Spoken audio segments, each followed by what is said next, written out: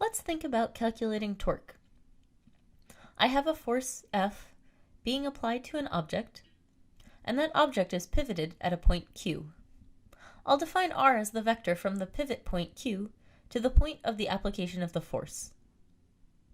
Torque is defined as the cross product R cross F, which we can also write as R times F times the sine of theta. But what does that mean?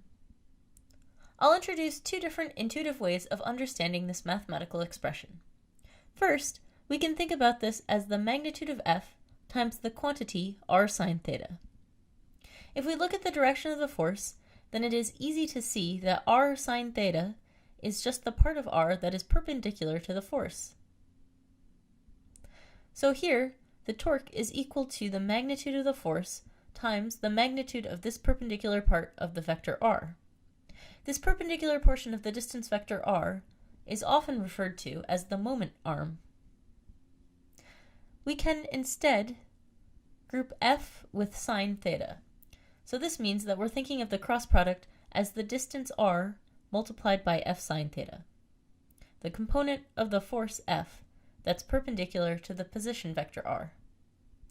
Here, I'm calculating torque as the distance between the pivot point and where the force is applied times the perpendicular part of the force. Be very careful about the sine theta term.